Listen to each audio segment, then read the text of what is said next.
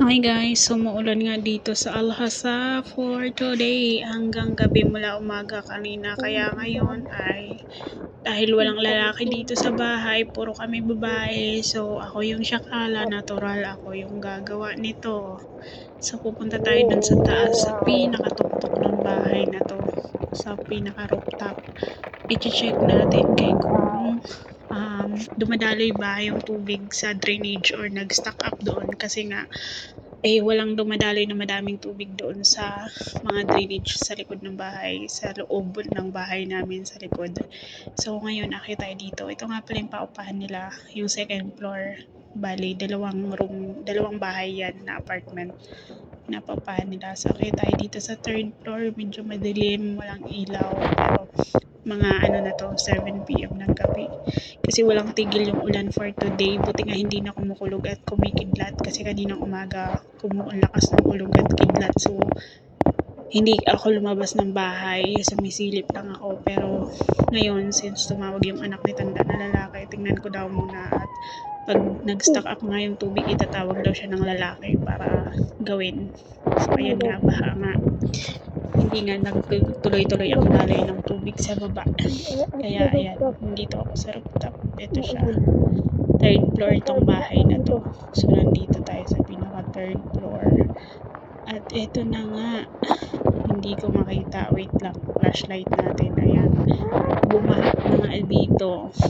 Ayan yung allowance nila para sa tubig.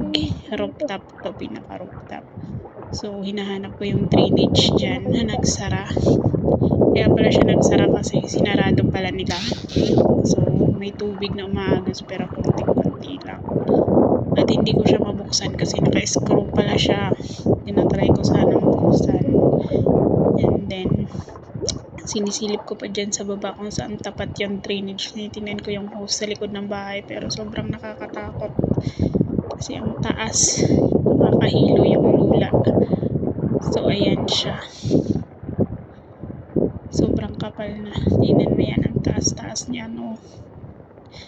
Diyan mo sinilip ko yung pinaka-hose sa baba. So nandyan siya sa tapat na yan at nakita ko na pero nakasara nga siya. Sarado siya, nagbara sa buhangin siguro. Hanggang doon na yung tubig. Tatlo lang kasi yung drainage na to. At ang malala pa, ang liliit ng drainage. Alam naman nilang ang laki-laki ng rooftop nila. Ewan ko ba naman dito sa bahay na ito. Bakit ganito? So ayan na nga. Punta tayo dito sa kabilang nagbara din na drainage. Ayan. Sa baba nito ay pinakakusina ng bahay. Sa tapat. So ayan. Sa may laundry area to. Nakapulot ako dito ng panungkit. Ito yung panungkit na lagi kong ginagamit. Isusungkit natin, try natin paubusin yung tubig. Pero nakasara nga din to. Natanggal ko yung takip pero hindi rin talaga siya tuloy-tuloy. Siguro nga barado sa buhangin. Kaya hindi ko rin siya nagawa.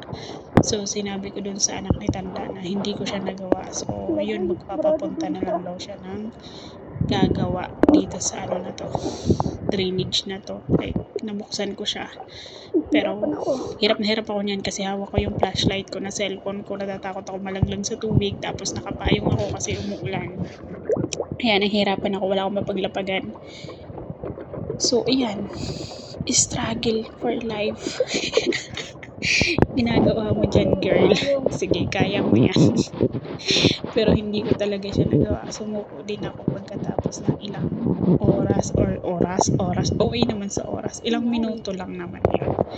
Sabi ko, hindi ko talaga kaya. Ayoko na. So, tumayo na lang ako at tumawag na lang ako dun sa anak ni Tanda na lalaki na sabi ko, hindi talaga kaya. So, trinay ko din to, paagusin yung tubig.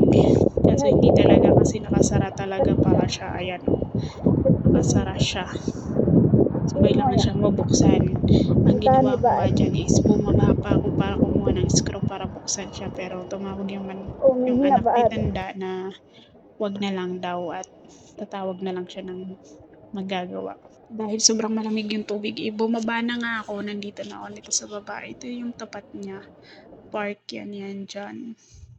At Yun na nga, dumating na yung tinawag niyang magpapaagos ng tubig din. Ito na, umagos na siya sa likod naman 'to ng bahay, sa baba, sa pinakababa na. Ayan, umagos na finally yung tubig mula sa pinakataas. Tingnan niyo naman kung gaano kasi kaliit yung pinaka-drainage na daluyan ng tubig or hose ba 'yan tama, hose. Yung drainage sa baba pala is malaki pero yung pinaka-hose ang liit-liit lang. Kaya siguro mabilis magbara yung buhangin nito kasi nga maliit yung pinaka-hose niya.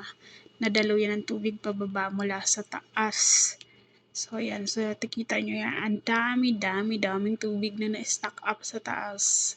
Kasi nga hindi siya nakadaloy ng maayos or dire-diretso. So yan, kinailangan ko din buksan tong drainage na to para hindi rin pumaha dito sa baba. Ayan lang naman at for the last time umakyat ulit ako. Ayan na nga yung tubig mula sa taas nung nabuksan na sa likod yan.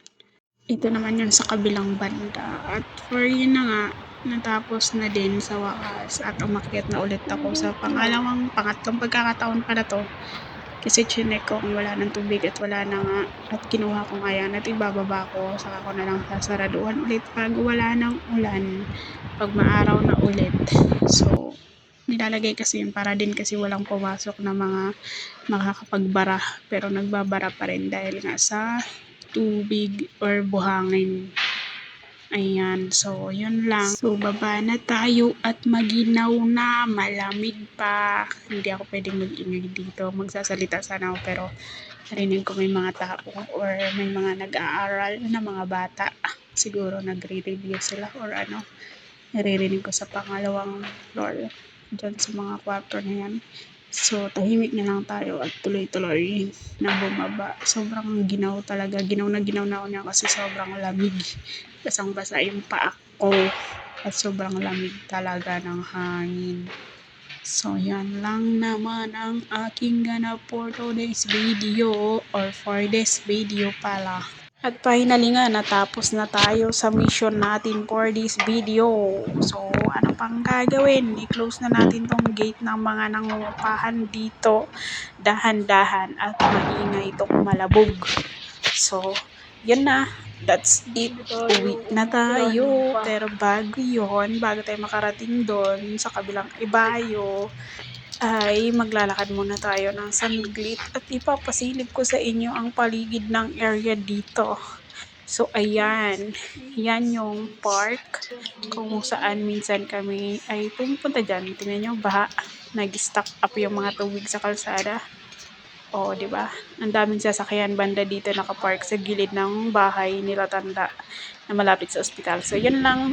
It's me, Jelena, your Shakalang Alipin ng Salapay dito sa Saudi Arabia. Bye! Thank you for watching.